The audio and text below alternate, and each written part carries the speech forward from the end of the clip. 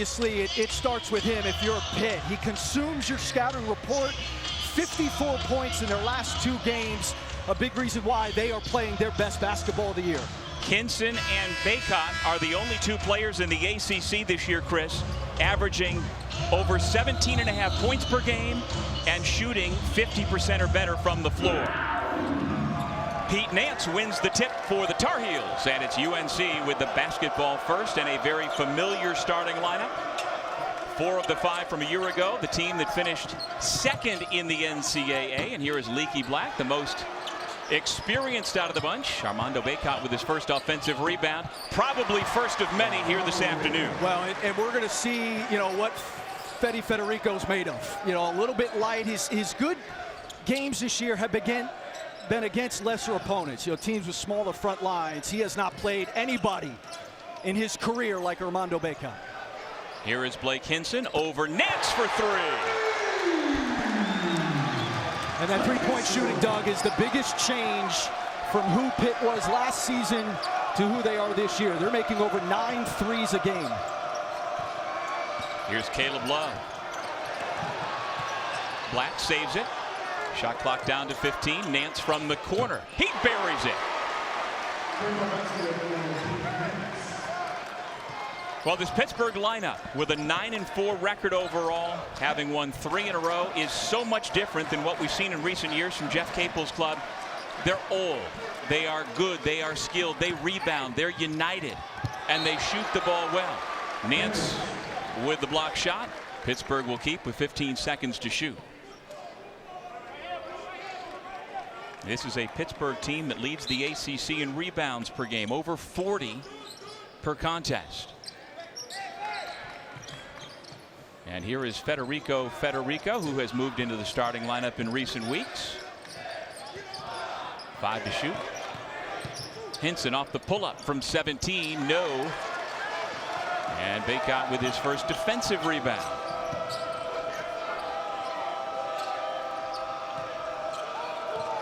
Well, Chris, at this end, Pittsburgh defensively, what does it do against the 3-headed monster of Love, Davis, and Bacot? 3 of the top 10 scorers in the ACC. They're going to double Bacot in the post when he catches it on the block. As Pete Nance off to a good start for him. Only took 4 shots in that game against Michigan. Been a really good compliment to those 3 guys you're talking about. I think with R.J. Davis and Caleb Love, it starts with keeping them out of the paint. They're going to want to force R.J. Davis to his left, much weaker going left, and Caleb Love back to his right. Nelly Cummings, nice feed inside. Federico misfires. Black pushing it up. Here is Love from the corner.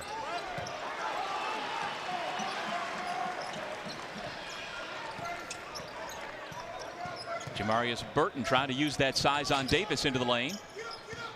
Off to Greg Elliott, who was the first Panther on the floor pregame getting up shots. UNC 7, Pittsburgh 3. Nance has 5 of the 7 for Carolina, trying from out front.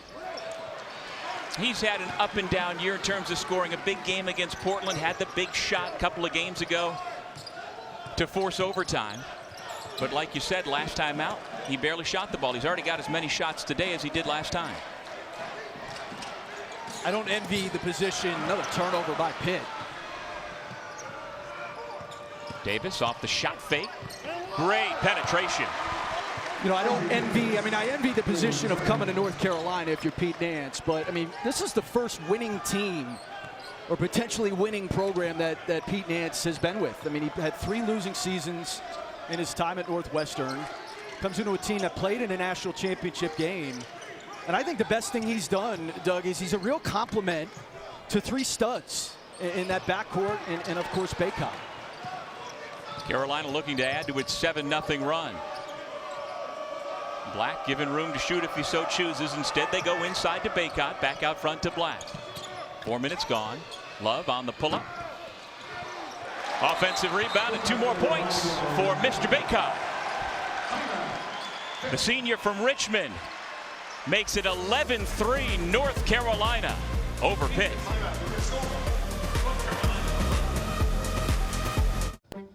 Gatorade Fit.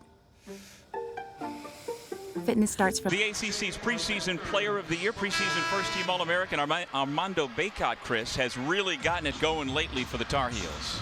Well, he's healthy. You know, it starts there. And then, you know, we were talking to Hubert Davis before the game about him. You know, look, obviously there's been an emphasis to get him the basketball. I think that only tells half the story. How he's working to get his stuff is the other half. He's running hard in transition. He's posting early. He's posting hard. You know, and even when he catches it, I mean, Michigan and Ohio State did not double team him, which I have no idea why, as Bacot makes an impact there. Give it right back, though. Burton on the pull-up. Good answer for Pitt to come away with 2 points coming out of the break. That snaps an 11-0 Carolina run.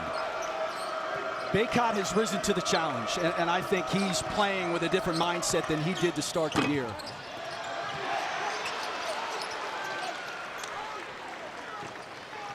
Well, for Armando Bacot and the Tar Heels, of course, they were preseason #1 across the board and held that for a few weeks until they lost 4 in a row. And part of that coincided with Armando being a little banged up, missed the Virginia Tech game. But since he's gotten back, and with the way the rest of the team is playing and with his effort, as you're talking about, it seems like they are getting closer to what was expected of them, Chris, coming into the year.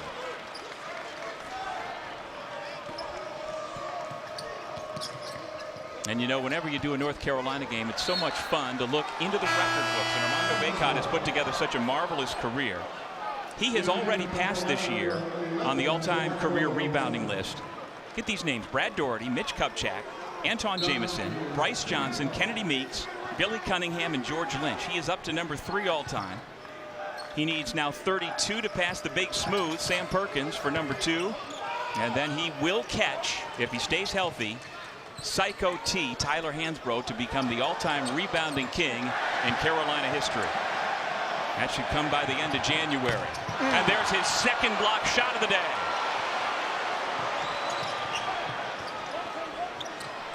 Into the ball game is done. He misfires, and a rebounding foul. Federico trying to deal with Armando Bacot. Well, there's the second-year head coach, Hubert Davis, at his alma mater. Of course, led his team to the Final Four last year and to a national runner-up. And he talked about all summer, got to avoid the noise. Last year, the noise was different than it was this year. How do you feel like they avoided the noise through the non-conference? Well, look, any national championship experience, win or lose, is going to have an impact on your offseason. You know, Pat Riley wrote a book about coming back off of a championship. And again, even if you lose, you've gone through that. It can make you soft. And I don't mean soft in body. I mean soft in mind. And I think in the last 2 games, you know, Carolina's playing more with their heads. They're playing a smarter version of basketball. I think there was a reset that needed to happen. I think it has happened. And we've seen the result in the last 2. But, you know, an offseason coming off a national championship is a challenge. Jamarius Burton with back-to-back buckets. He draws Pittsburgh back to within 4. Yeah, Carolina coming off of a couple of eye-opening wins against Big Ten Conference opponents. Good to see DeMarco Dunn back in the lineup for the Tar Heels. And Puff Johnson also off the bench in his homecoming game. Makes the score 14-7. I think Puff Johnson is an X factor for North Carolina. You know, he's a guy who came in to college, Doug. He won a state title in high school. A guy who came in with a reputation as a shooter out of high school. And he just hasn't really made shots. And I think he was getting healthy at the start of the year. But the one thing about really both these teams, but certainly with Carolina, they get younger off of their bench. And I think Puff Johnson's a guy off of that bench who's played a good amount of basketball and can give them a little bit of experience off of that bench. Speaking of coming off the bench, Pittsburgh's first reserve every game is Nike Sabandi. He's in the game, and he's always shot ready. Fouled on his shot, and he'll head to the free throw line. Other than the Sacred Heart game where he was in the starting lineup, Jeff Capel is called on number 22 first, and what experience. I mean, over 1,600 career points and able to bring instant offense. He's another big piece in this Pittsburgh run where he wasn't healthy last year, and now he's back to being himself this year. He was the Mid-American Conference Freshman of the Year in 2018. Spent 3 years at Miami, Ohio. And now with the Panthers out of Indianapolis. We were talking to Jeff Capel. Sabandi did not play well in their game against Syracuse, and he really couldn't play him in the second half. Just he wasn't all that effective. But they need him, like you said, for that experience. He gives them energy. You know, he gives them another perimeter defender. It's an old team, and they're particularly old on the perimeter. Well, this is Sabandi's 6th year in college, which a few years ago would have been unheard of. Now it's fairly common. And for Pittsburgh, they've got a bunch of 23 and 24-year-olds. Davis, nice job to get open and knock down the three. Well, they ran a double at Bacot when he caught it. It came from the strong side, though. And that's the easiest post pass out of a double, to just throw back out to the guy who fed it to you. Leaky Black rips the rebound away. Heals with numbers. Davis with the easy two. It's 19-10 UNC. And that's where Carolina offensively has taken another step, is in transition. And they've been really unselfish. They've looked ahead.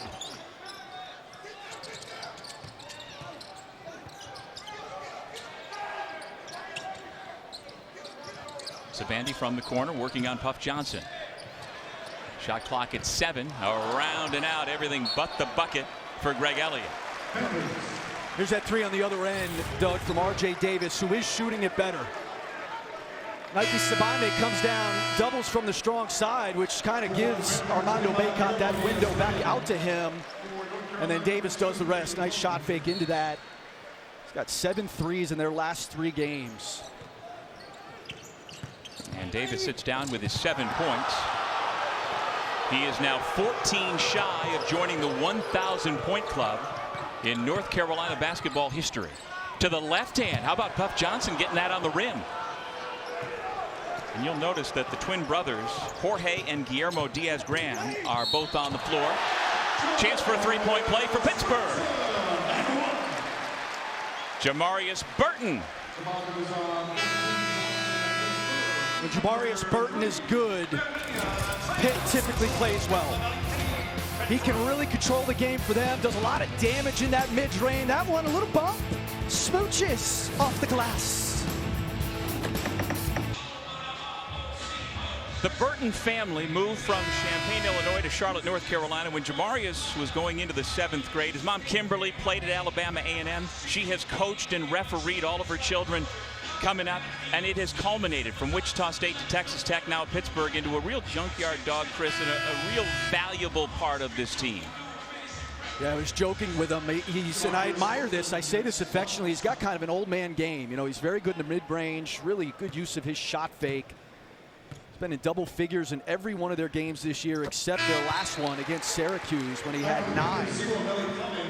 You know, he controlled their game against NC State. He ended up with 24 in the game, but he's a veteran presence for Jeff Capel, and a guy that, as you noted, has played a lot of basketball. There you see Coach Capel putting together the roster, and so far the dividends this year have been very good. They've won 8 out of 9, 9-4 overall, and more importantly, they're 2-0 in ACC play. This is their home opener conference-wise. But for the Burton family, his dad Rosso, once they got to Charlotte from Champaign, Illinois, immediately he was met, Jamarius was, by better talent around him. And so he was greater challenged, and he realized, I got to get stronger. So his dad, when Jamarius was a 10th grader, got him a bench set. He worked out maniacally, got stronger, got better. And he was also pushed by his 2 older sisters who played college basketball as well. Kamara played at Fayetteville State. Destiny played at Payne College in Augusta, Georgia. And from the family stories, they beat the heck out of him pretty good. And he has benefited from that. His sister's very active, still involved with their younger brother's basketball career and supporting him. Here's Nellie Cummings, the grad transfer from Colgate.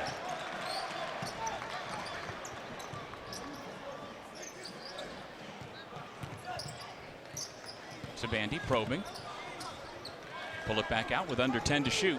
Cummings calls for a screen. Terrific screen and roll, and a great finish inside by Guillermo Diaz-Graham, the older and taller of the twins. He does not play as much as his brother, but he's kind of their backup big as Pete Nance. Another three. Nance came in their last two games was 0 for 8 from 3. I think he's still trying to find his legs when it comes to that three-point shot. Well, he had the big shot against Ohio State to force overtime December 17th at the Garden. UNC went on to win that game by 5. Nance feeds the post into Bacot. Spins away from the would-be double team and lays it in on the reverse. And when he catches it that deep, it's tough to double. And he's just so tough because even you go back to the Michigan-Ohio State games, Doug, like Bacot, even when he catches it in the mid-post, he uses that extended dribble to get himself to the basket. Elliot Cummings with another nice assist, this one to Greg Elliott.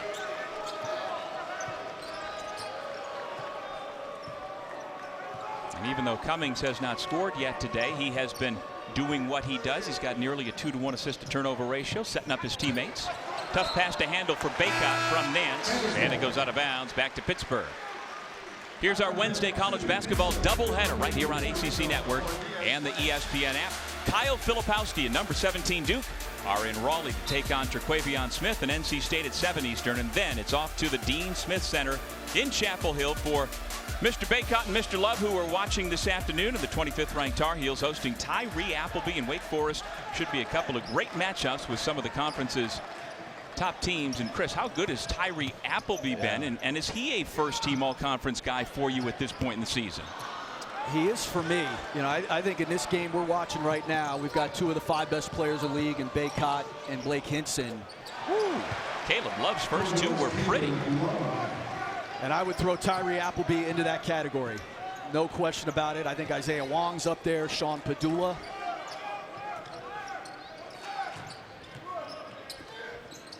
Well, Steve Forbes in his 2 years at Wake Forest has done remarkably well in the transfer portal. A couple of NBA players last year, and now Appleby just playing great for the Demon Deacons first couple of months. 3-point bucket made by Greg Elliott, and again he was out getting up those shots before anybody else this morning. And he's on fire. I mean, almost 70% of his shots are threes. He's shooting 58% from there in their last 6 games. He is a specialist. And I'll go a little farther than that. Last 4 games, he's better than 50% from beyond the arc. Caleb Love starting to heat up. The ACC's leading scorer on the year has his first 5 points, and the Carolina lead is back to 8. Tell you what, he starts making shots, you can forget it, because he's passing the ball, and he is shooting it better. I mean, that's where he and Davis are starting to find more comfortable shots. I think when they were struggling in that 4-game losing streak, Doug, shot selection was the biggest problem, and the percentages reflected that. There's some of that old man game we've been enjoying out of Blake Hinson as well.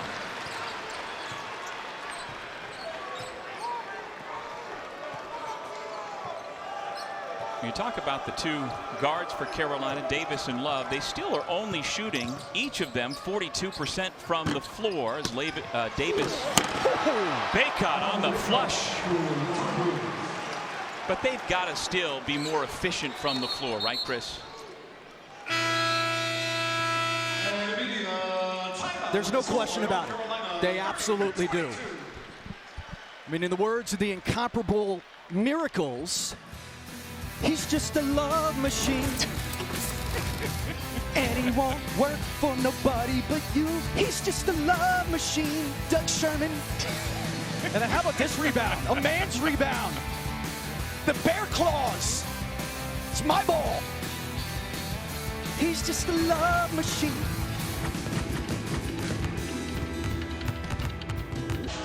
The son of Alicia and Dennis Love from St. Louis, Missouri, came back for his junior year at Carolina, and Caleb Love has been playing very well this year, Chris.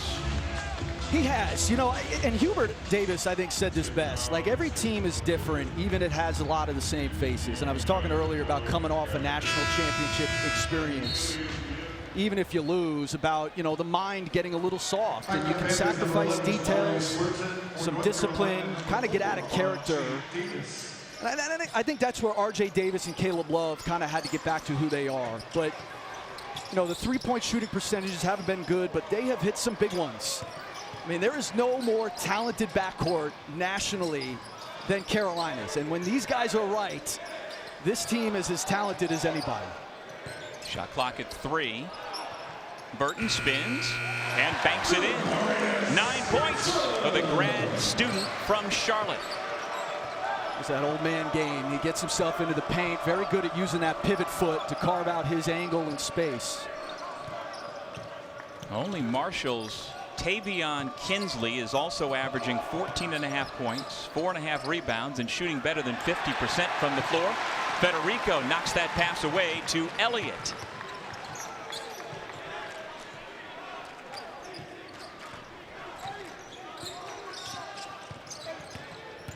Burton works into the lane, keeps the dribble, goes up, and gets the friendly roll here at the Pitt. Double figures already for Jamarius Burton.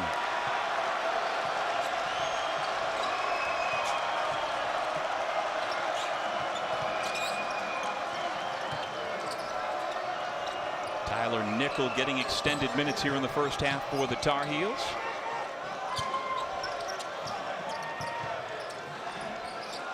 High post. Bacot going to work.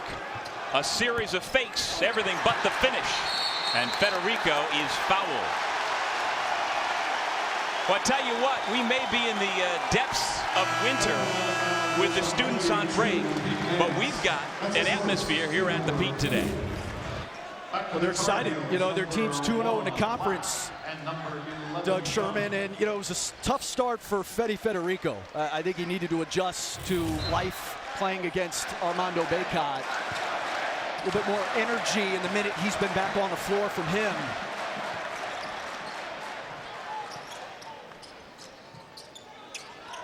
And in talking with Pittsburgh assistant coach, great recovery by Leaky Black.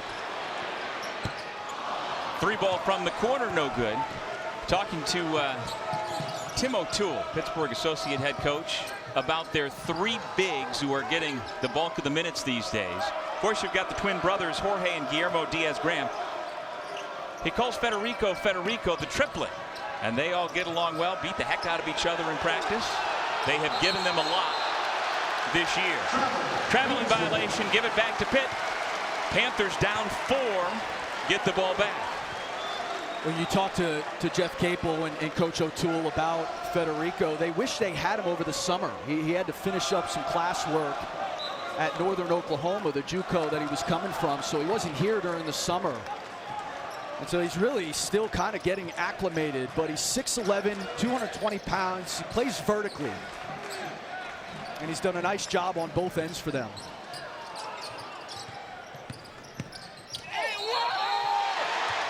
No basket, traveling, Blake Hinson. Carolina will get the ball back, facing their largest stretch without a bucket so far today. And remember, Pitt's playing without John Hughley, who with his bulk and physicality would be an impact in this game, but he just, you know, is trying to get himself right. And they've also been without William Jeffress for the season. A toe injury suffered back in September, had surgery earlier this month. They're not sure if he will come back at all this season. R.J. Davis travels. But you just have to feel good about what Coach Capel and his staff have done, assembling this team, and they're on a roll. They haven't had the strongest strength of schedule, so they're going to be tested in the coming days. The schedule gets really, really hard in the next couple of weeks. But will they sink? Will they swim? But they've set themselves up. They're in position to be in position, Chris. Cummings. To go along with his 4 assists, he's got his first field goal of the afternoon, and he's drawn Pitt within a pair. They need him to score. He is wired to score. Had a big-time game against Syracuse before the break. He grew up near the Pennsylvania-Ohio border, about 40 miles from here, and it's another Carolina turnover. Pittsburgh can take the lead. Pitt's done a nice job collapsing on that roll by Bacot. Well, Carolina murdered Michigan in ball screens, and part of it is Hunter Dickinson is terrible in ball screens. Cummings goes for the steal. Here come the Panthers with numbers. Elliott tries the Euro, and he was fouled by Davis.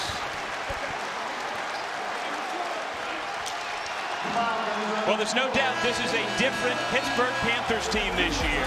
And the folks here at the Peterson Event Center appreciate it.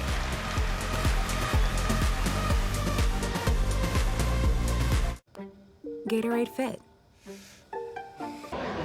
Well, last time out, I really like what Pittsburgh did defensively against Syracuse and trying to check Joe Girard and Jesse Edwards defensively. Here today, they've gotten themselves back in the game against Carolina. By doing what? Yeah, look, Armando Bacot consumes a scouting report. And I didn't think watching Ohio State and Michigan play against Bacot that he consumed their scouting report. They were soft on ball screens with him, and they did not play him in the post the way I think you need to. You know, the one area where Bacot's really hurt, I think, Pitt in this game is he's got 4 offensive rebounds. He's averaging over 4 offensive rebounds a game this season. He already has 4. So he's got 8 points, you know, half of those off of offensive boards. But I think Pitt's done a nice job on the ball screen, collapsing on that roll, because, you know, there were a number of dunks Bacot got against Michigan where he was wide open, rolling off of that high screen. But Bacot here this afternoon has committed 4 of the Carolina 7 turnovers. This is Greg Elliott III, a grad transfer from Marquette at the line. He spent 4 years playing for Marquette. Actually was in Milwaukee for 5 years, but had a medical red shirt for a broken hand in 2018-2019. And he was primarily a reserve for Marquette in a starting role. And last 4 games, he's really picked it up. He's scoring for the season over 11 a game, and he ties the ball game at 30. Davis uses the screen from Bacot, working on Cummings. Love attacks. Good look from Dunn, and it rattles home to put the Heels back in front.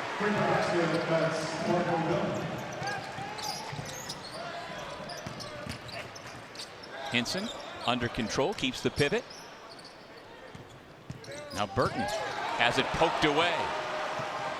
Heels 3-on-2. Leaky Black to the rim, and he was fouled by Hinson.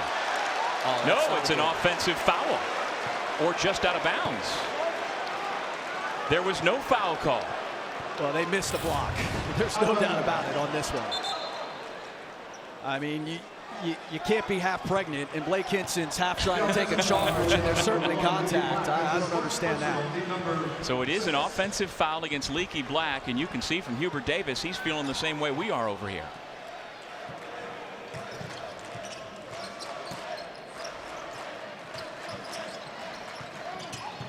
Burton finds the open man, Elliott.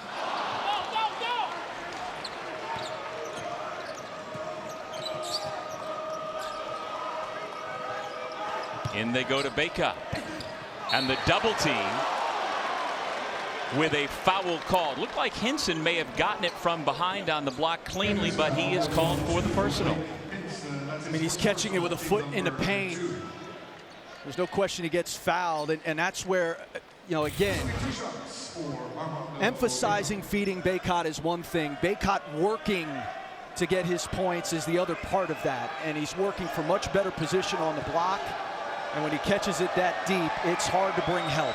And when you know the help is coming, if you're Armando Bacot, you've got to be aware of not holding it too long, correct? You've got to get into your move fairly quickly. Yeah.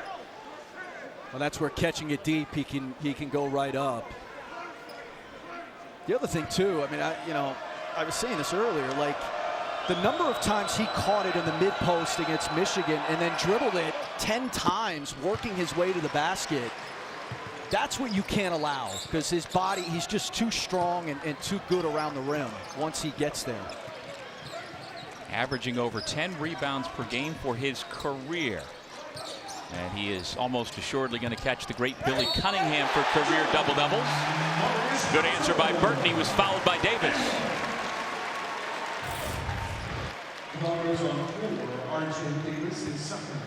It's a nice job squeezing himself through that. You know, Leaky Black coming over to plug a little bit late. And Burton turns the corner on the freshman, finds his way to the basket. What a first half for Jamarius Burton. He's well on his way to a career high, which was 24 points earlier this month in the win at North Carolina State. They've been managing his knee a little bit. He's missed a couple of games because of inflammation.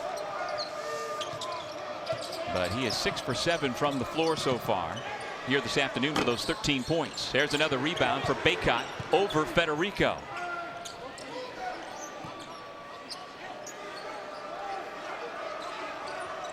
Black directing traffic, trying to find Bacot, who comes out to set the screen. Leaky Black for 3. First 3 for the grad student from Concord, North Carolina. Well, and the defender went under the ball screen, which the scouting report probably tells them to do with Leaky Black in it, and he fires away. Elliott heads to the baseline. Good help defense by Black, who gets out to try and contest the 3 and helps force an air ball. That's what Leaky Black does. Davis. Federico with a good box out of Black. Panthers back the other way, down by 6. Behind the back entry pass. Elliott kicks it back out. Just over a minute remaining in the first half. In this first of our ACC triple header during the holiday season. Glad you're with us from Pittsburgh. Cummings, tough pass. Found the cutter. How did he know Burton was going to be there? It was an even better catch because it was in traffic and he bailed Nelly Cummings out. It wasn't a great decision by Cummings.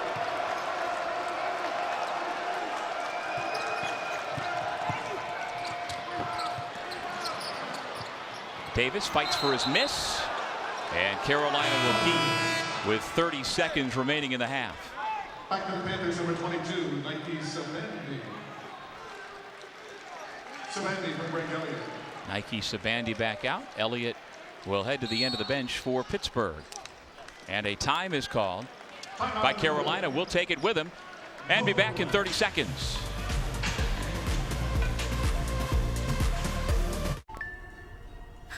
Oh, will you pause it real quick?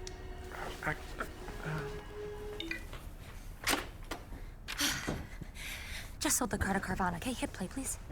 What? When did you do that? I just did it the other day.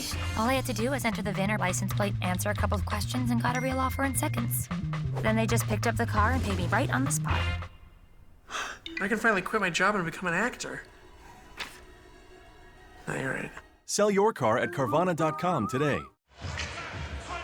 With Chris Spatola, I'm Doug Sherman back in Pittsburgh, where the Panthers, trying to win for the 9th time in their last 10 games, are pushing the 25th ranked Tar Heels. With 30 seconds remaining before the intermission, the Panthers have shown resolve. They have fallen behind by 8-9 points a couple of times, but they just keep pushing back, Chris. They have. Their defense has been better in the second part of this half than the first. And the turnovers from Carolina, 8 turnovers in the half, have really kind of given Pitt a jump start offensively, giving them some extra possessions.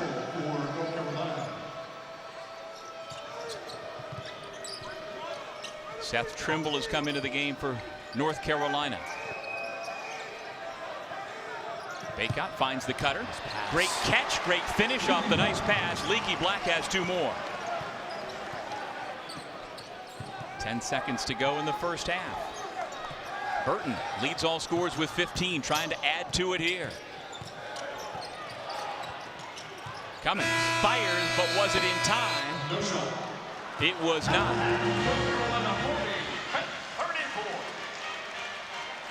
The Tar Heels head to the locker room with a 6-point halftime lead in this first of our ACC Network triple header. Coming out of the Christmas break, you never know what you're going to get. Both teams playing well. We send it to the studio for our ready. 10 points, 9 rebounds. And when he gets that 10th rebound, it will be the 57th double-double in his illustrious Tar Heels career.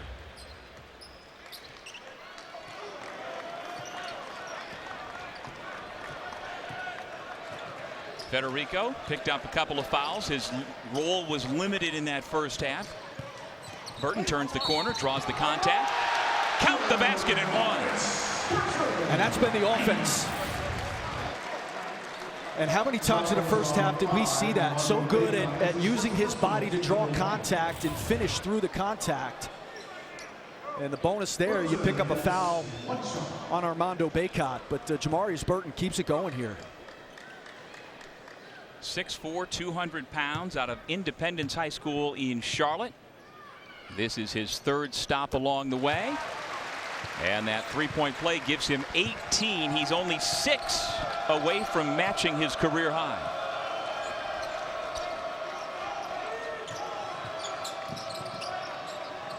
Davis and Love in the backcourt for Carolina. Caleb Love lost the handle. Leaky Black picks it up, gets it into Armando Bacot, immediately double teamed. Trying to repost, gets it again.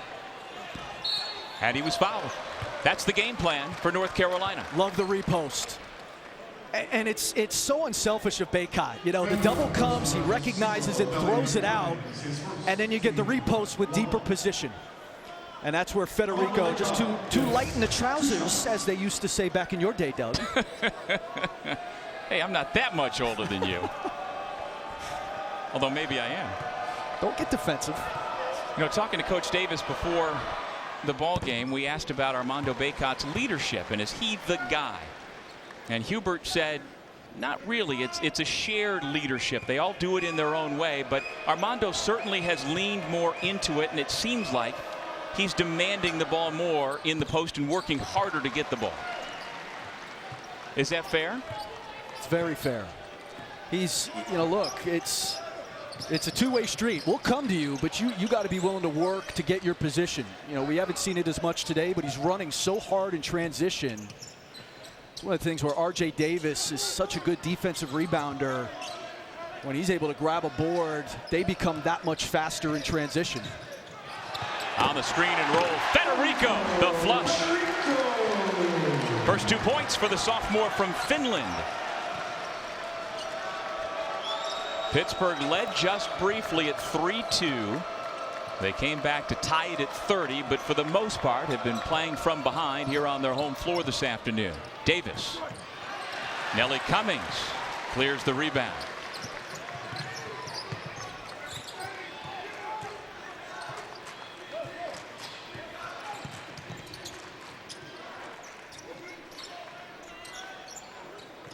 Backdoor pass, Burton. Kick it out. Cummings. Extra pass to the corner. Henson. Long rebound, Elliott. He fires. And even though they didn't score out of that possession, Chris, they got a couple of really good shots. And the ball moved. A couple extra passes.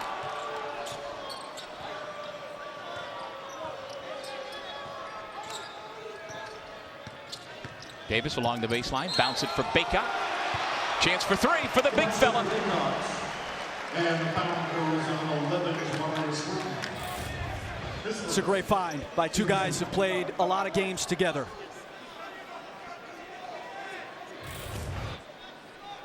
What a marvelous run he got on despite the ankle injury last NCAA tournament last spring. I mean, the double-doubles were just piling up. He tied the Admiral David Robinson's all-time single-season double-double record from way back in 85-86 for Navy. And Armando was the first with 6 double-doubles in the NCAA tournament ever. And again, he was playing on a bad foot or ankle the last couple of games. Well, I asked him over the summer, you know, why his rebounding numbers went up so dramatically, and it was actually the transfer of Dawson Garcia out of the program. There was more room for Bacot inside. Davis finds Bacot to the left hand, and he can't quite get the roll. How has the change in philosophy from Roy Williams using 2 bigs to Hubert Davis using primarily just 1 either helped or hurt Bacot? Federico with 2 more. Well, I think it's given him certainly more room to operate, you know, and I think that's where Carolina historically has dominated teams on the glass. And I think that's where Hubert wants to be. The problem is you're not playing the same type of offense where you're running that secondary break and 2 guys on the interior. And so a lot of their rebounding numbers right now, Doug, are skewed because he has been so dominant. Leaky Black with a steal. Yeah, Carolina's rebounding has not been anywhere near Coach Davis's want. Black, second time no. But they have been doing a better job on the glass in recent games, along with this 4-game winning streak. And Hubert Davis says he thinks the goal should be out-rebound our opponent by 15 every game. They've still got a long way to go to get there.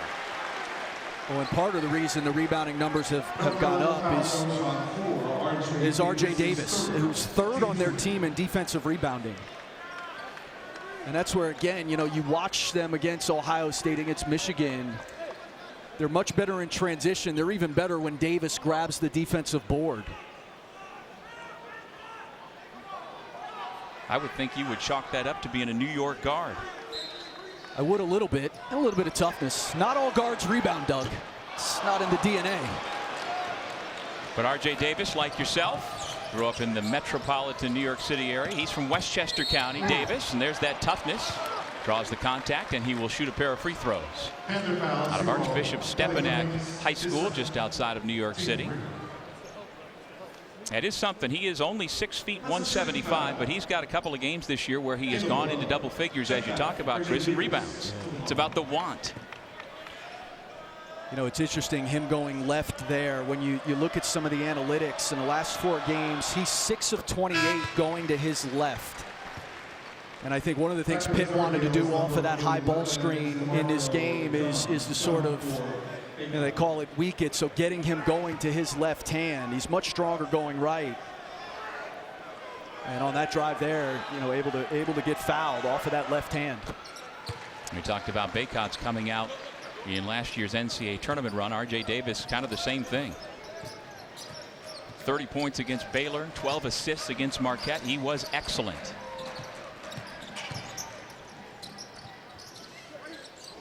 Burton clears out. Hinson takes his spot in between the rings, swings it left side to Burton, who is fouled by Caleb Love. Caleb's had a quiet afternoon so far, at least on the offensive end. What have you seen Pittsburgh doing against number 2 in Carolina Blue? Well, I think again they've done a nice job with both of those guards. They've game planned, you know, for both of those guards. They've done a nice job taking those 2 guys out of transition, getting back, corralling the ball. And they've limited the movement, the mobility off of the ball screen. And Caleb's not forcing anything. You know, he's starting to allow things to come to him better than he was at the beginning of the year. First media timeout of the second half. We've got a good one. Tar Heels holding on to that 6-point lead.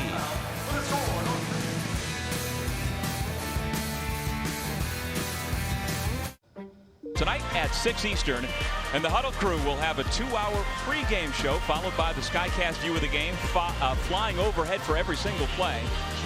And after the game, stick around for the ACC Huddle's postgame show. They'll have a complete breakdown and reactions from coaches and players. Nobody covers the ACC like we do. And they're thinking football here in Pittsburgh because the Pitt Panthers play in the Sun Bowl after this one, and so the basketball fans who are in the Peterson Event Center are being encouraged to stay around and watch the game on the Jumbotron. They'll keep the concession stands open, and it's all day Pitt Panthers basketball first and then football second, Chris. Got the Orange Bowl with Tennessee and Clemson, whose primary colors are, of course, orange. If you ask me, Doug, there's a lot of juice in that game. But I have to point out they are the lesser oranges relative to Syracuse, of course. No reply?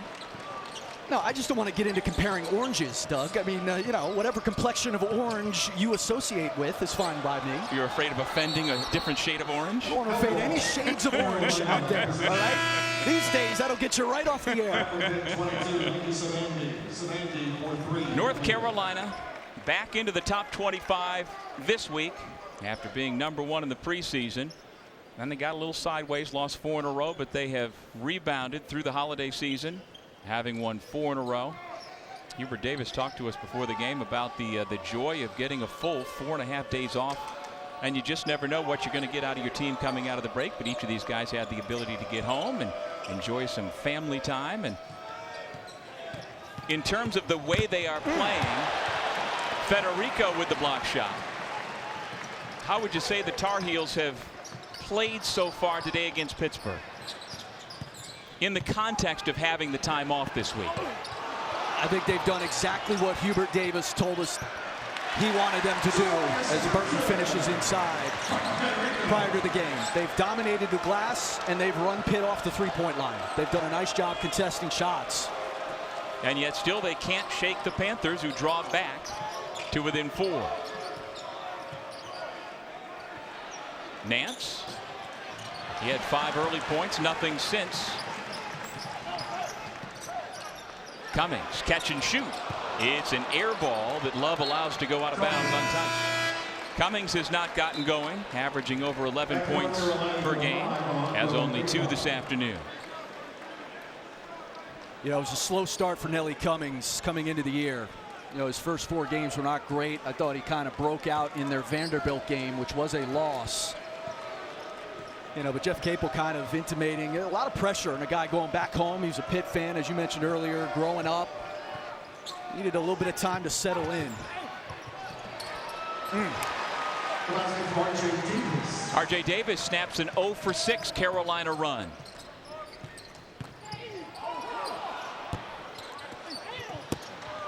Bacot says that basketball is mine, and then Cummings reaches in and commits the foul. And I think as much as anything, that's Nelly Cummings saying, we're not going away.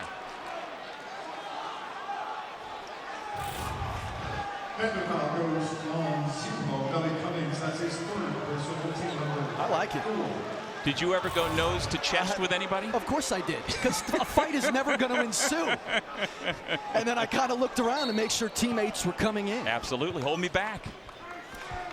Well, you're talking about Nelly. He's out of Lincoln Park Charter in Midland, Pennsylvania, about 40 minutes from here. And he used to come and play pickup ball and play other styles of basketball here in the Pitt coming up. Good looking move by DeMarco Dunn, the sophomore from Tucson, Arizona, just back into the lineup for Carolina. But there can be pressure, and this is Cummings' 3rd stop. You know, he played his freshman year at Bowling Green, then had a great career, got his degree from Colgate, and the opportunity to come back home. He is a different thing. Federico couldn't handle the pass. Pitt gives it back to Carolina. Well, the thing with Cummings, he's won. You know, he's played in the NCAA tournament. He had a very good game for Colgate against Wisconsin last year. You know, so it's a guy who has been on that stage, and he's out of the Patriot League. It's a great league. Oh, it's a great league. Black Knights of the Hudson, baby. My partner, of course, one of the great players in Army basketball history. Nelly Cummings just turned 24 on December 23rd. Elliott's going to turn 24 next month. And this old group of Pitt Panthers just keeps hanging around. And it's all to Burton's right hand. I mean, you've got to, especially in the early thrust, you've got to try to get him to his left. Because all of these finishes are going right. And he's just strong. You could see the body. 200 pounds, 6'4". Nice touch off that glass. And I haven't looked on Twitter today, but I'm guessing his older sister, Camara, has tweeted several times. She's very active during Pittsburgh games. As I talked about in the first half, it's a family affair for the Burtons, and her kid brother leads all scorers with 22.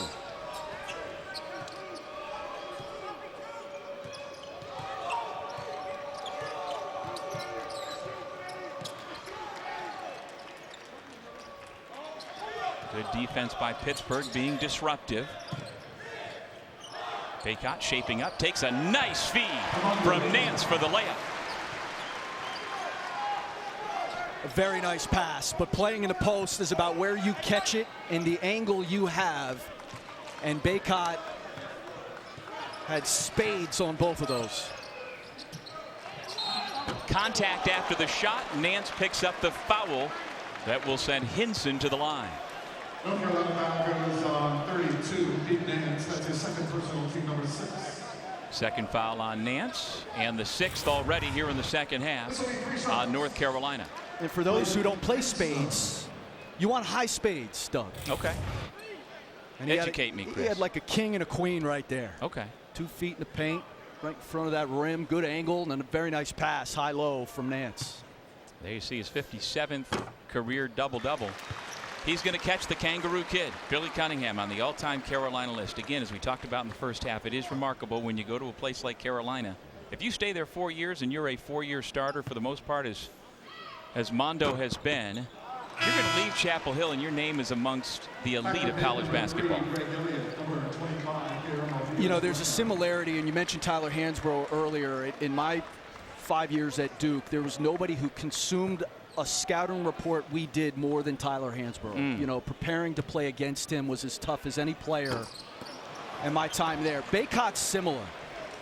You know, you have to figure out what you're going to do with him on the block, how you're going to keep him off the glass, what you're going to do in ball screens. There, Bacot sets the screen. Davis tries to get it back to him. Sabandi does a nice job to make sure it doesn't happen. In they go to Bacot. And on the post entry, the foul is called on Guillermo Diaz-Grant. And the other thing he does is he gets your team in foul trouble. He's drawing almost 7 fouls per 40 minutes. Just a tough matchup.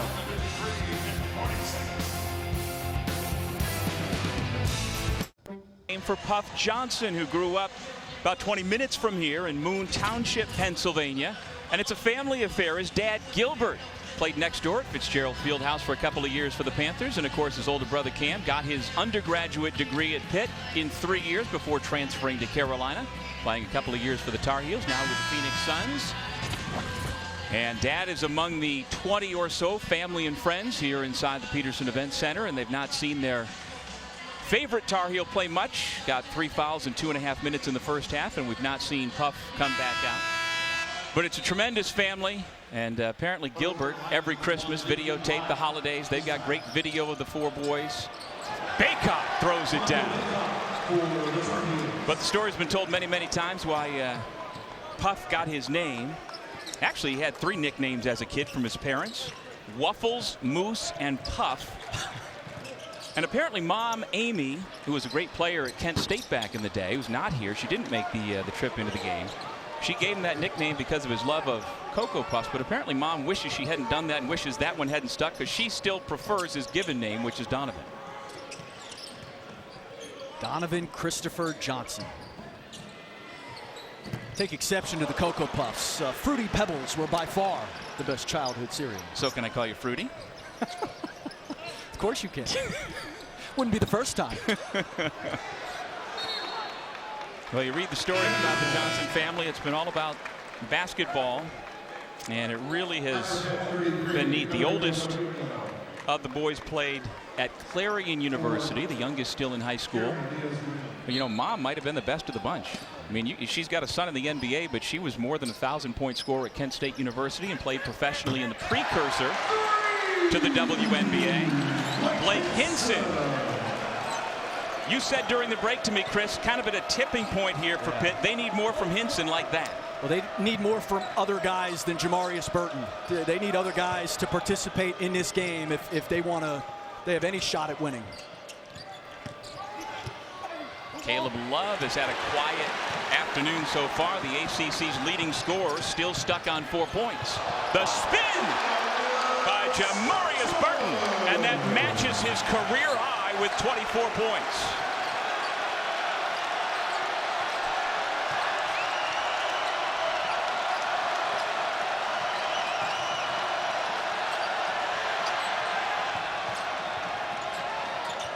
Bacot skip pass. Black drives on Elliott. Met by Federico.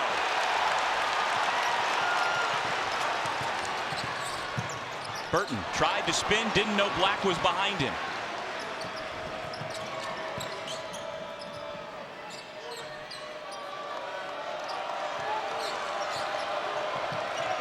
Just past the midpoint of the second half, the Panthers hanging with the 25th ranked Tar Heels.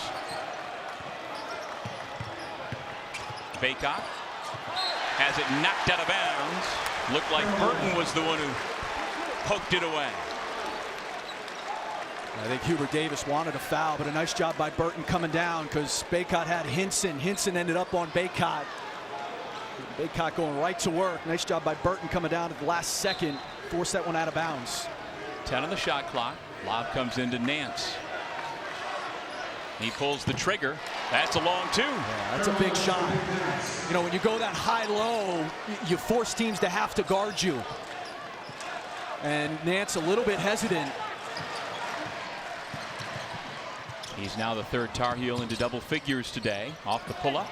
Too strong for Elliott. That's not Elliott's game. He's not nearly as good off of the dribble. He is a catch-and-shoot guy.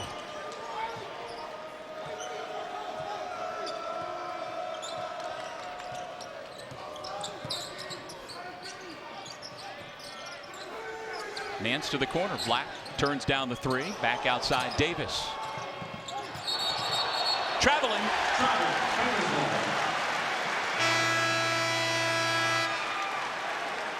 Every Sunday afternoon we have women's basketball right here on ACC Network and the ESPN app. New Year's Day, the games begin at noon Eastern, but next week we are featuring these two games. Louisville hosting Pittsburgh at 2 Eastern, and then it's the matchup of the day between number 5 Notre Dame and number 13 North Carolina. Sunday afternoons are for women's basketball on ACC Network. Coming off of a wild Thursday in women's basketball in the ACC. Duke upset North Carolina State yesterday. Florida State upset Carolina. Both those teams now 2-0 to start the conference season.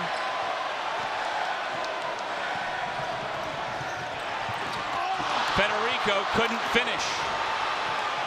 Everything but the bucket for Pittsburgh. You know, it was a 4-point game.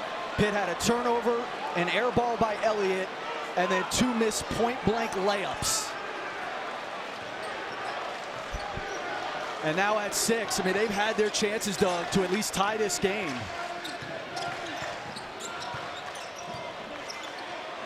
Five on the shot clock as Love puts it up.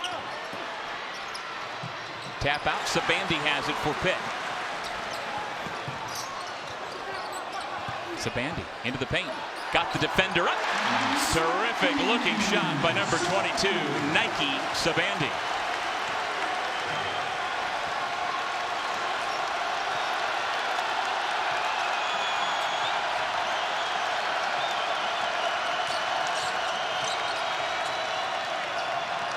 Black. No, the Pittsburgh defense holds once again. Sabandi finds Cummings. Good! It's a 1-point ball game. And how about what Nike Sabandi's brought over the last couple minutes? He would not be denied. After this last play, Nike Sabandi, who made that pass out, had something to say and got teed up for it. We're not sure what was said, of course, but it's at a critical juncture of this game. Kind of soft, technical. I mean, in the words of Cuba Gooding Jr. and Jerry Maguire, I think we're finally talking. You finally got a game here. A little bit soft, but you close it to 1. It's not a good technical foul, to say the least. And so you send the ACC's most proficient free throw shooter to the line, and R.J. Davis, of course, misses the first.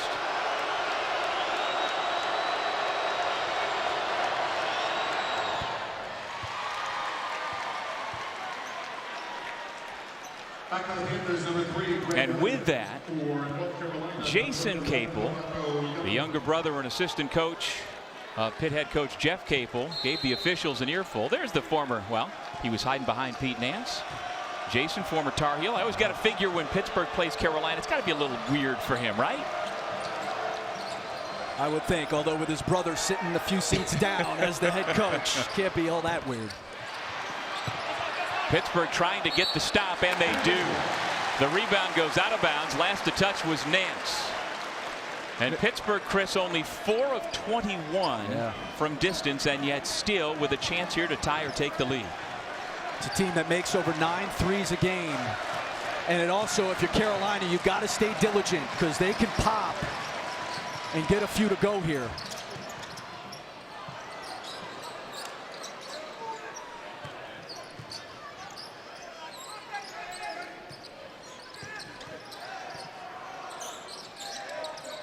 A little stagnant on this possession. Cummings into the lane, rises up. We're tied at 58.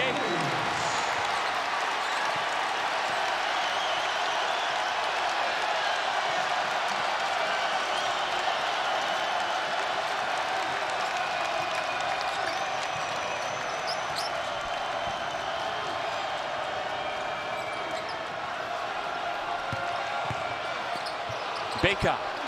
That is now his 16th career 20 and 10 double-double. It's unbelievable. He is so good when he puts it on the floor. I mean, you have got to figure out a way. You got to get him before he puts it on the ground. Tough shot by Cummings. It's not a good shot. With Davis right in his face. It's not a good shot. You could shoot it early if it's a catch and shoot open shot. That was too early. And a guy tried and felt like he had a little bit of heat after making the last one. Davis left his feet. Nicely done by Federico, but one of those big shoes was on the baseline. And so Carolina catches a break with 5:39 remaining in regulation. Elliott out of the game after Burton got a quick rest. He's back on the floor with his career high 24 points.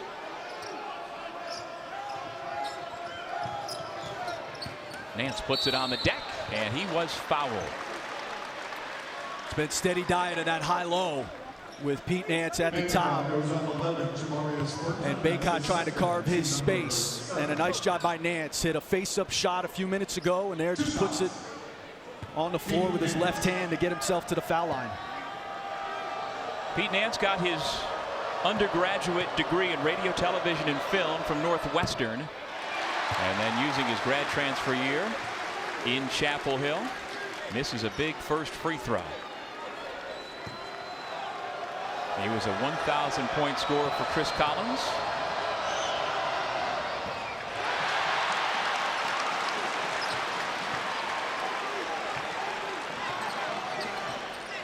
Pittsburgh with 4 of its starters on the floor with Nike Sabandi.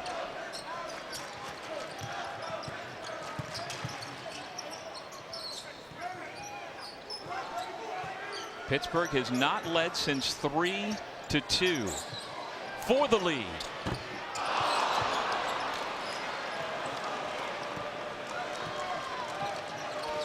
Pitt's had such success driving the ball to that ACC logo in finishing, getting it into the paint. 2 threes on the last 2 possessions. Not great shots. Love into Federico, lost it. Carolina will keep. That'll allow Leaky Black to come back into the game and take the spot of Nance.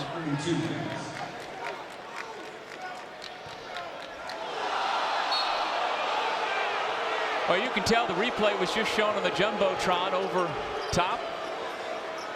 And the Pittsburgh fans not so sure the officials got it right. 5 to shoot. Davis has it poked away by Cummings. And Nelly Cummings ties it at 60.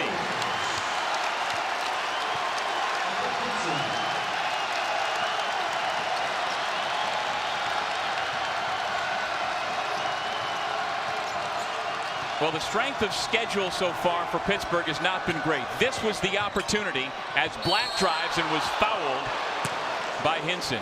This, Chris, is a big opportunity for Pittsburgh to establish itself as a viable contender in the ACC, looking to go to 3-0 for the first time in conference play since 2015-16. Well, it's one of the things about all the transfers that Jeff Capel got and being old, as what's happened in the past doesn't matter. You know, these guys, they don't care. Like, they're about this season. And I think Coach Capel has approached it that way. And they've certainly played that way in the early part of this season.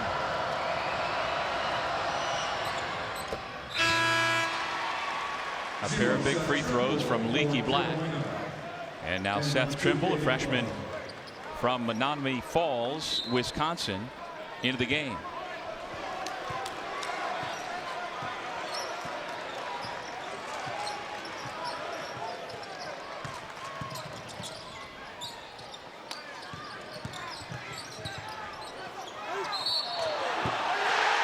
Tough shot by Jamarius Burton, and he will head to the line with a chance to give Pittsburgh the lead.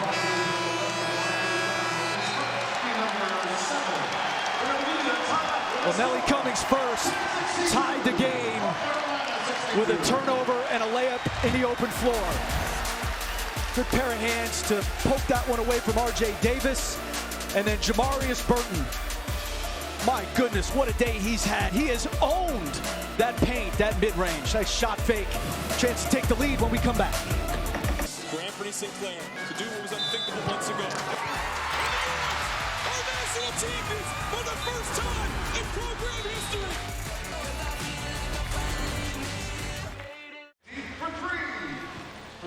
Jamarius Burton has had himself a day. 26 points. He is 12 of 14. And you're going to see a theme in this pack. Going to his right hand, taking contact, living in that blue painted area. He's been a menace for Carolina once he's gotten to that spot. And, you know, some other guys have gotten involved here, Doug. Blake Hinson, Nelly Cummings having better second halves. But Jamarius Burton carried that offense in the first half. What a day for him. He had his 24 points earlier this month against North Carolina State in the win over the Wolfpack. He has done two better. And I tell you what, both these sides have played a clean second half. We had a flurry of turnovers in the first half, especially by Carolina. But in the second half, the Heels have only coughed it up twice. Pitt has only coughed it up 4 times.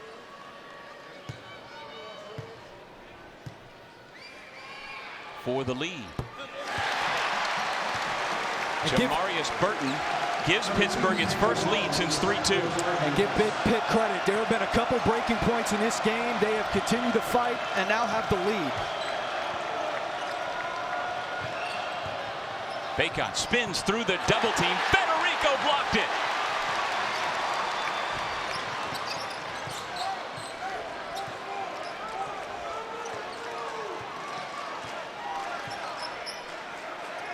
Hinson gives it back to Cummings. Attacks, finds the open man in the corner. Burton thought about it, now looking to go to work. Burton off the window. Give him 2 more. A younger player would have shot that 3. Jamarius Burton, the veteran, says, I have dominated the paint. Let me work my way in there.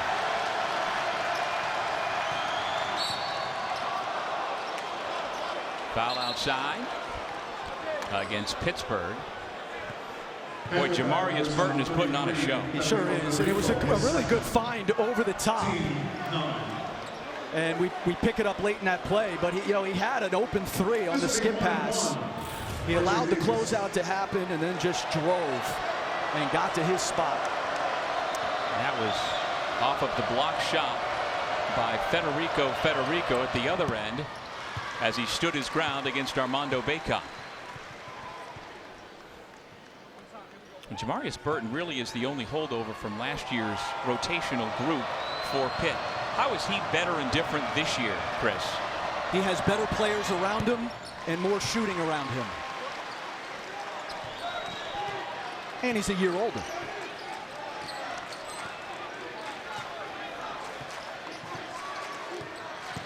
Under 3 to play. Jamarius Burton just keeps pouring it on. Pittsburgh up 3 one more time. And that went to his left hand. They were shading his right. He crossed it back to that left.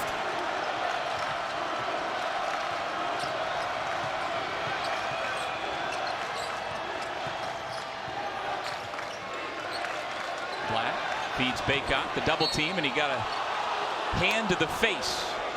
Foul against Pittsburgh inadvertently.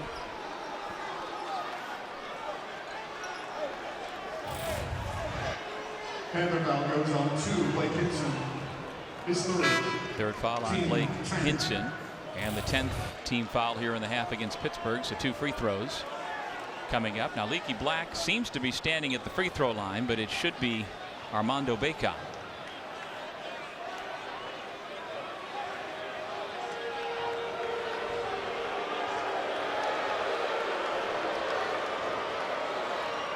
And not that Leaky is a good free throw shooter. He's only 58%. Right.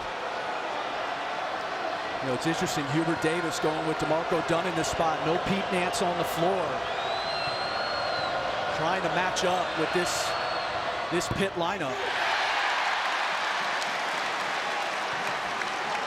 Bacot's only a 65% free throw shooter. Hinson and Cummings both have 3 fouls. For Carolina, Davis and Puff Johnson have 3. Bacot gets the 2nd.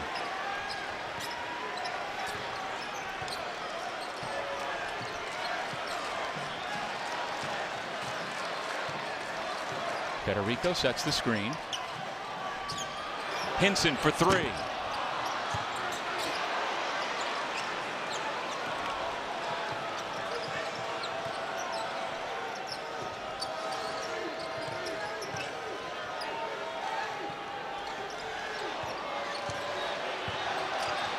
Armando Bacot.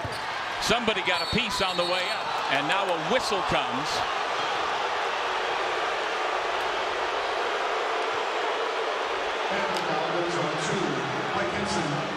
That's his fourth personal. Fourth foul on Blake Hinson. Jeff Capel not happy. Well, it's a really good help there by Burton. He's the one who comes over. You know, he's physical in there, but again, I mean, if both guys going after the rebound, it's a tough call. The bigger part of that is it's the fourth on Hinson.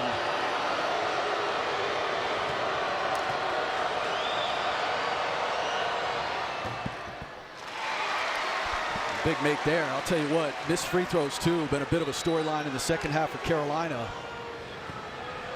And the fact that they haven't made a bucket in over 4 minutes now. Pittsburgh has the 25th ranked team in the country on the ropes. 2 huge free throws. Huge. For the young man out of Cox Mill High School in North Carolina.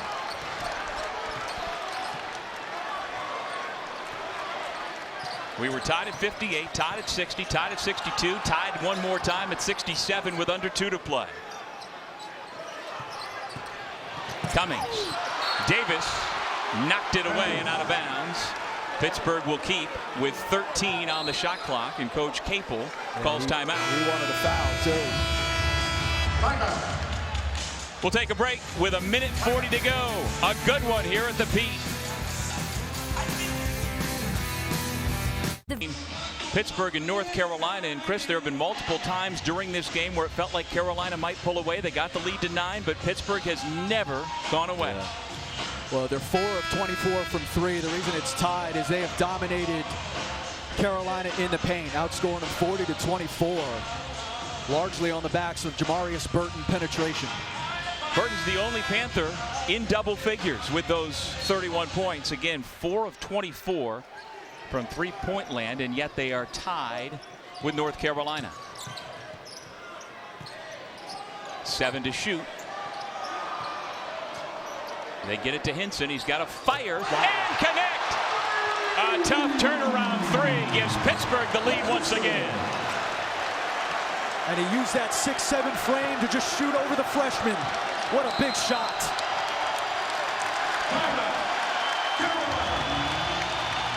Timeout, Carolina. The Pitt is alive and rocking here this afternoon. More truck owners are switching to Ram, which means more people with holiday spirit are switching to Ram. And more people with not so much. More people who love the cold. And more people who don't. More good neighbors. And more people covered in tree sap are switching to Ram. Get $3,500 total bonus cash plus no monthly payments for 90 days on select 2022 Ram 1500 models in dealer stock.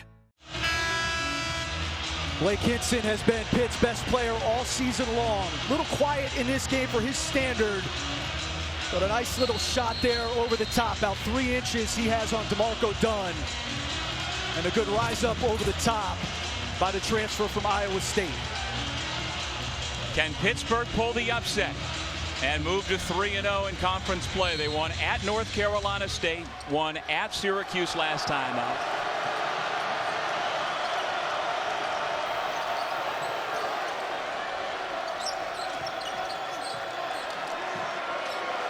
Love has not scored in the second half.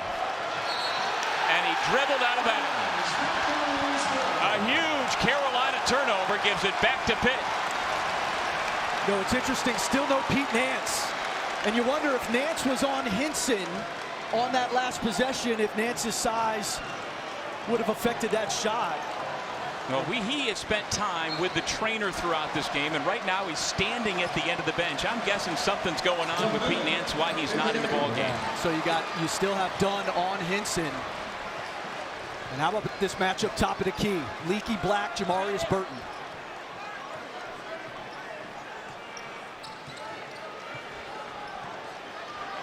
Jamarius Burton having the scoring day of his life against an excellent defender in black. Burton loses the defender but missed the shot. And a foul on the rebound. And again, it's the Burton penetration. He refuses a screen, goes to that strong right hand, which he's gone to about 90% of the time today. And there is Hinson once again. Just kind of befits that blue-collar personality he has had. Jeff Capel was telling us about Doug. Just a workhorse for this program, this team, this season.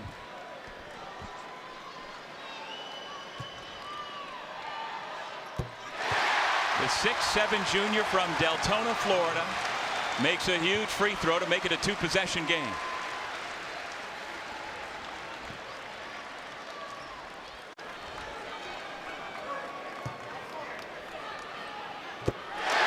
Calmly, he knocks them both down.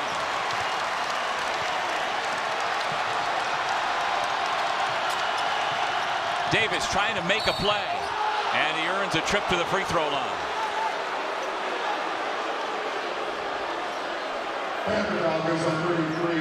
And a good decision. There's plenty of time. You don't need to panic if you're Carolina. Good decision to drive it here.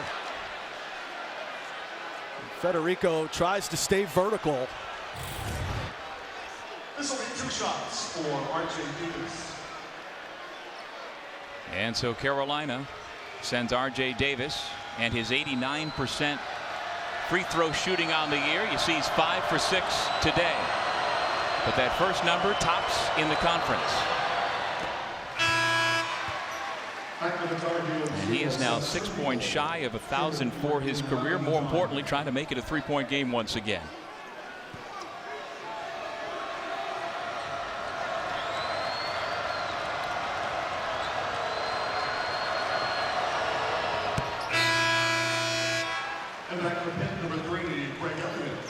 Elliott returns. Federico goes out for Pittsburgh. Got to be a receiver if you're Pitt. You got to catch it strong.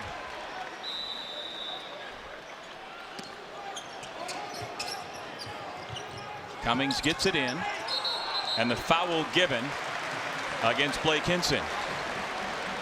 You know, it's interesting. Carolina, the Michigan game, showed a lot of different man-to-man looks. They pressed a little bit.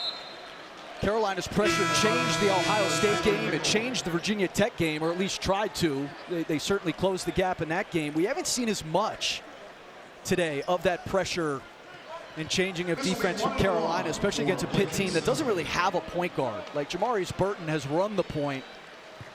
It's not really what he does.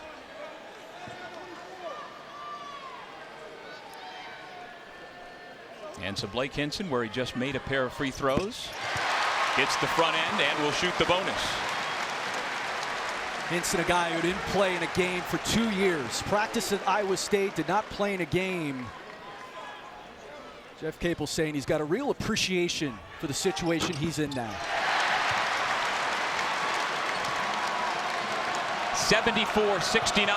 Shot clock off. Davis pulls around and out, and a huge rebound by Hinson. Pitt playing keep away, and here comes Federico. Sabandi lays it in. Pittsburgh's going to upset number 25, North Carolina. Three-pointer keeps it alive. Back to a 4-point game. 5.3 seconds still on the clock. You know, you obviously needed a 3 there. It banked in. I didn't think you needed a 3 on the last shot from R.J. Davis. I didn't. I thought he could have driven the ball again, try to extend this game. But how about the Pitt Panthers? You know, it seemed like they were down and out a couple times in this half, but they kept within striking distance. And they followed the lead of Jamarius Burton. And then Nelly Cummings and Blake Hinson started to hit some shots at the end of this second half, which kind of gave Pitt some life. What fight. And they have kept Carolina from scoring the basketball. Their defense has, again, as we have seen all year long, stood up. And this was a big test, obviously, coming in for Pitt. Their strength of schedule before this one, only 183 in the country. So again, have they been tested? How good is this 9-4 team? Well, got a pretty good answer that they might be a legitimate factor in the ACC for the first time in a long time this year. Well, they're 3-0 with 2 road wins. They won at NC State and at Syracuse. They're good. You know, now this league, I think, is going to beat each other up a lot. I think there's going to be some results, you know, Virginia Tech at BC, for example, that kind of make you scratch your head. But this team can shoot, they can rebound, and as you just pointed out, Doug, I think Jeff Capel's done a nice job with his team.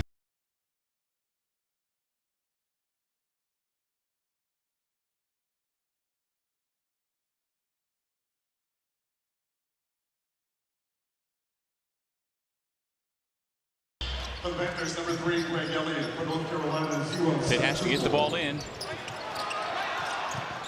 Just barely do, but they turn it over.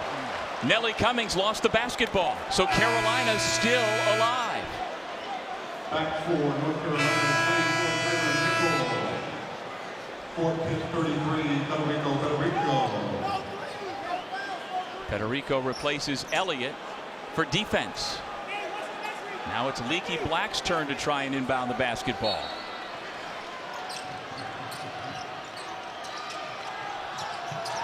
He gets it in underneath, wide open, the freshman Tyler Nickel with 2.8 to go. Carolina calls timeout. And a nice job, because that's an awkward place to inbound the basketball, that deep on the sideline. And just enough time, good patience by Black. He didn't panic. Enough time for Tyler Nickel to squirt loose. There is still a lot of basketball to be played. And so now Hubert Davis's club, which just forced the turnover.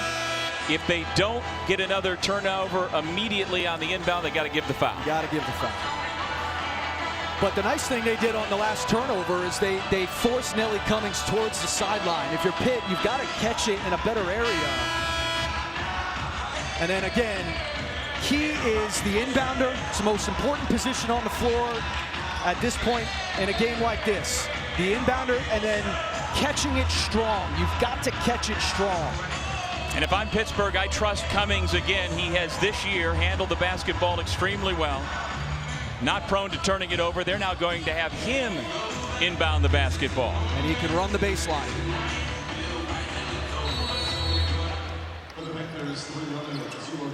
Into Hinson. It's knocked out of bounds.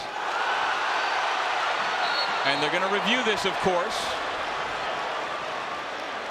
He called it Carolina, though, didn't he? He did.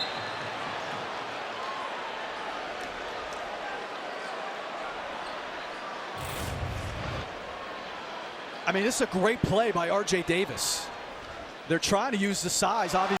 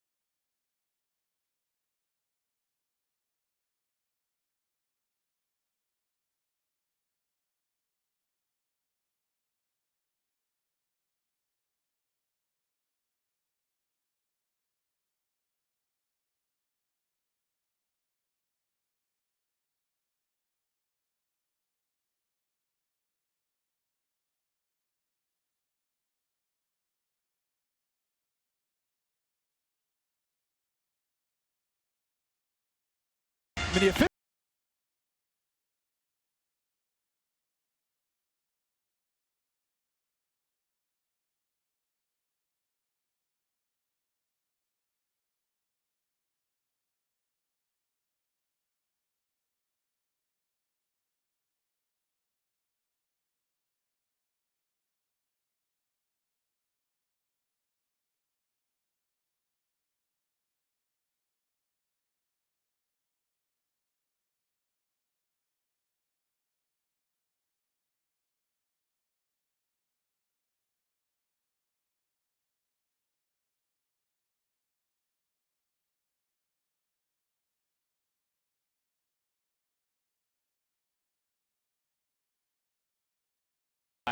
Pittsburgh. And at this point, if you're Pitt, if you don't see somebody open, to me, just throw the ball to the other end of the court. Yeah. So that somebody can touch it. Yeah. My thing on that is if you have a guy who's got an angle on that play, because again, I mean, so many things can happen. I'd much rather catch it in a catching area, and you should be able to have guards who can get open to do that and let them foul you to try to go up 2 possessions.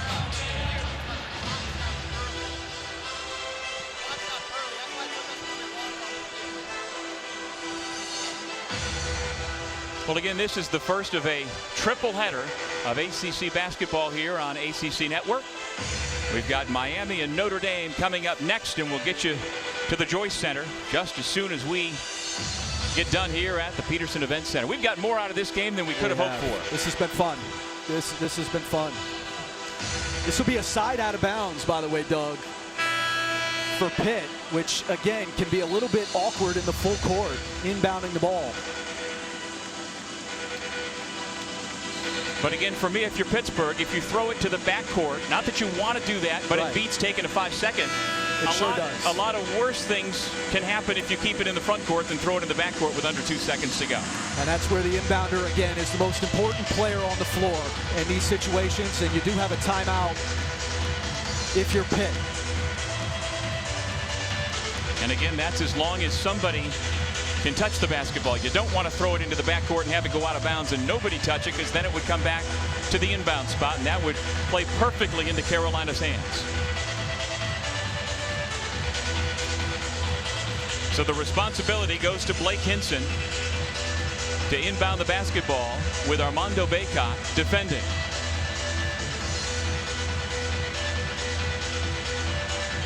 Got that size on the inbounder.